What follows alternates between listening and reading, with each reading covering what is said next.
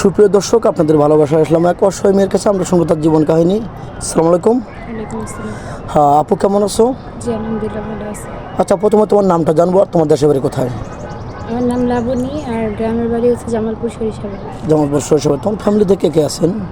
মা আর আমরা 3 ভাই বোন। বাবা মার 3 ভাই বোন, বাবা নেই না? কি মৃত নাকি মারা গেছে? হ্যাঁ, বাবা মারা গেছে। ও আচ্ছা আচ্ছা। তোমার বয়স তখন কত ছিল? 20 বছর। না না, তোমার আব্বা যে মারা গেছে তখন তোমার বয়স কত ছিল? তখন আমার 8 বছর। 8-9 বছর। হ্যাঁ। ও অনেক ছোট ছিল না? জি। আব্বার কথা মনে পড়ে না? হ্যাঁ পরে।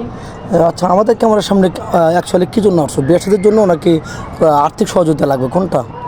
না, ভালো একটা ছেলে পাইলে বিয়ে শাদী করবো এরকম একটা ডিসিশন নিয়ে আসছি। ও আচ্ছা, বুঝতে পারছি। কেন তোমাদের ওদিকে কি যৌতুক ছাড়া কেউ বিয়ে করতে চায় না? না, আমাদের গ্রামে যৌতুক ছাড়া বিয়ে করে না। ও ঠিক আছে। তো অনেক প্রবাসী ভাই আছে, ভিডিওটা পাবলিক হচ্ছে, দেশ প্রবাস থেকে দেখছে।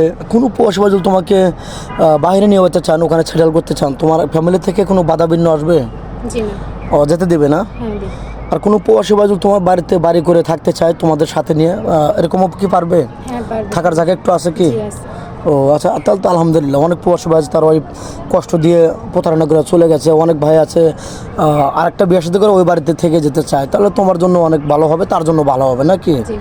যাই হোক, তোমাদের সংসারটা কার উপর নির্ভরশীল? আমার আম্মুর উপরে। ও তোমার আম্মু কি করেন? টেলার্সের কাজ করে। ও আচ্ছা আচ্ছা, টেলার্সের কাজ করতেছে না? জি। ওটাতে সংসার চলে না কষ্ট হয়? চলে কোনো রকম। ও আচ্ছা, তুমি পড়াশোনা করেছো জি। কতটুক? ক্লাস 9 পর্যন্ত। ক্লাস 9 পর্যন্ত। মানে কি তোমার পড়াশোনার ইচ্ছা আরও ছিল? ছিল কিন্তু আর্থিক অবস্থা খারাপ, তার জন্য এই জন্য পারোনি, কিন্তু মনে খুবই সাহস ছিল যে তুমি পড়াশোনা করতে পারবে, কিন্তু অর্থ নেই নাকি? জি। আচ্ছা, তোমার সাথে বান্ধবীদের কি বিয়ে হয়েছে? হ্যাঁ হয়েছে। তোমার মন চায় না যে আমি বিয়ে শাদী করে সুখে সংসারে ঘর বাঁধবো, স্বামীর সাথে হাসে গেলে ঠাট্টা, মানে মানে অ্যাকচুয়ালি সবাইকে নিয়ে ভালোভাবে চলবে, এরকম তোমার মন চায় না? মন তো চায়, বাট গরিবের জন্য তো সব স্বপ্ন আর না, পূরণ হয় না। না, অ্যাকচুয়ালি রাইট বলছো। আচ্ছা, তোমার কি যৌথ ফ্যামিলি ভালো লাগে না সিঙ্গেল ফ্যামিলি ভালো লাগে? যত ফ্যামিলি। এমনটা কেন? সবাই তো এখন শুধু স্বামীকে নিয়ে বিজি, স্বামীকে নিয়ে ব্যস্ত থাকে, তুমি আবার সবাইকে চাচ্ছ, পুরো ফ্যামিলি চাচ্ছ। বললাম তো সবার স্বপ্ন তো আর এক হয় না। আমি চাই যে আমার ফ্যামিলিতে সবাই থাকবে, শ্বশুর শাশুড়ি ননদ দেবর সবাই থাকবে। আচ্ছা, তোমার একটু ভালো ফ্যামিলিতে আমাদের দ্বারা বিয়ে হলো, যাই হোক, তোমাকে যদি কোনো পৌষয় বিয়ে করে বাড়িতে রেখে যান শ্বশুর শাশুড়ির কাছে, তুমি কি দুর্বলতার সুযোগ নিয়ে তাদের সাথে খারাপ আচরণ করবে কিনা?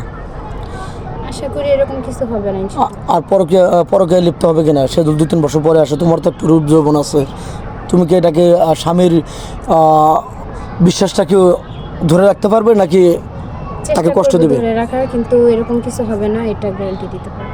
আচ্ছা, যাই হোক, তুমি তো মুসলমান না? জি। নামাজ কালাম তো পড়ো? হ্যাঁ। আর নামাজ কালাম পড়তে হবে, কারণ মুসলমান মানুষ মাত্র মরণশীল। তো যাই হোক, অনেক কথা বলে ফেললাম, কারো জীবন গল্প 2-4-5 মিনিটের মধ্যে শেষ করা যায় না। তো যাই হোক, তোমার কি ফোন নাম্বার আছে? ফোন আছে আদৌ? ফোন নেই আদৌ, কেন নেই? তো যাই হোক, মেয়েটার কোনো ফোন নেই। নেক্সটে আবার আসবো ইনশাল্লাহ। তো কেউ ভিডিও কল দেবেন না, ইউটিউব চ্যানেল কর্তৃপক্ষ নাম্বার দেওয়া থাকবে, কেউ ভিডিও কল দেবেন না, ইমো হোয়াটসঅ্যাপ থাকবে। ভালো থাকবেন, সুস্থ থাকবেন, মেয়েটার জন্য দোয়া করবেন। আল্লাহ হাফেজ।